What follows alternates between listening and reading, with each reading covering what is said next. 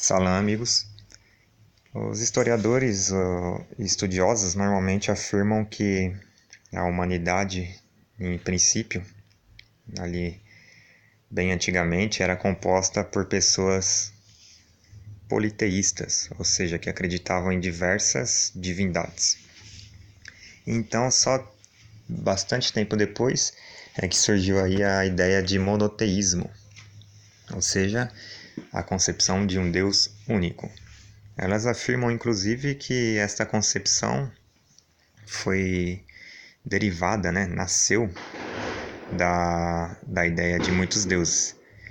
Ou seja, resumindo, elas afirmam que o politeísmo deu origem ao monoteísmo. Vamos aqui analisar esta questão pela segunda vez, né? Já fizemos um vídeo aí, já faz um tempo a respeito disso. Este vídeo aqui ele vai ser mais assim baseado em argumentos lógicos e científicos. O vídeo anterior, que se chama O Monoteísmo Surgiu do Politeísmo, ele já utiliza argumentos assim mais históricos, contrários a essa concepção. Se eu disser para vocês a frase duas casas, o que vocês vão imaginar em suas mentes é algo mais ou menos assim. Porém, eu vos pergunto, será que vocês conseguiriam fazer esta imagem sem primeiramente saber o que é uma casa? Creio que não, porque você sabendo o que é uma casa, você terá a possibilidade de formar duas casas.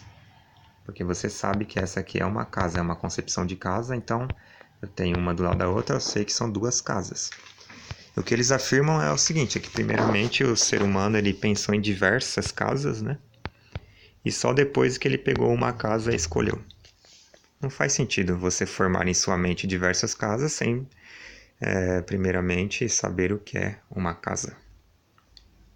É um argumento lógico, mas que parece que eles têm dificuldade em entender.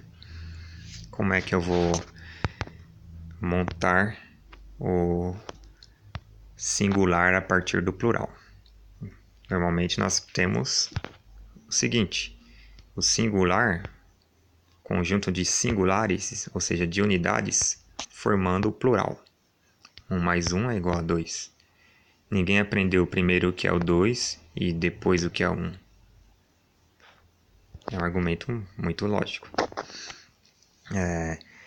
Elas afirmam que aqui no período das cavernas as pessoas eram politeístas e que ali elas começaram a falar que o sol era um deus, que a lua era um deus e etc. Porém, o que a neurologia afirma é o seguinte, o ser humano ele não pode fazer duas coisas, não pode pensar em duas coisas ao mesmo tempo. Mesmo que você esteja ali ouvindo música, jogando videogame, lendo um livro, tudo ao mesmo tempo, na verdade sua mente ela está fazendo uma coisa de cada vez. Até as mulheres, né? As mulheres têm essa fama de fazerem diversas coisas ao mesmo tempo. Porém, na verdade, elas têm mais facilidade do que o homem em fazer essa mudança, né? Tipo, essa divisão, esse controle ali para não se perder e não errar ali dentre as diversas atividades que elas fazem ao mesmo tempo, entre aspas, né? Porque na verdade elas fazem apenas uma coisa de cada vez, porém de forma mais eficiente do que o homem. O homem ele já tem a capacidade ali um pouco superior de fazer uma coisa ali, focar em uma atividade. Aí quando colocam duas coisas para ele fazer ao mesmo tempo, ele já fica mais perdido do que a mulher. Porém, o que a neurologia afirma é que nós humanos pensamos em uma coisa de cada vez. Ok? Então, imagine aqui que nós estejamos no tempo das cavernas, né? Imaginando que a história realmente esteja correta, ao afirmar que houve esse período. Imagina que nós estivéssemos aqui, que não existia divindade nenhuma, nem a concepção de politeísmo, nem monoteísmo. O primeiro homem, imagine que tenha sido esse senhor aqui, Imagine que ele tenha sido o primeiro homem a imaginar a ideia de divindade.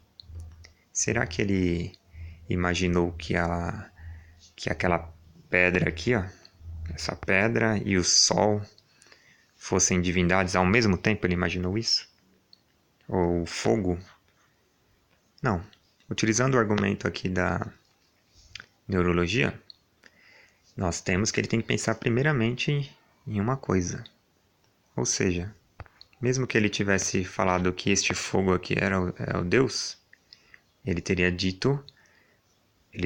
tido uma ideia singular de divindade inicial, uma concepção de poder superior inicial. Primeiramente, ele teria que ter essa concepção singular em sua mente. Desta forma, é impossível realmente aí, do ponto de vista da ciência, da neurologia, da lógica, da gramática, é impossível que o monoteísmo tenha surgido depois do politeísmo. Salam, amigos, até a próxima.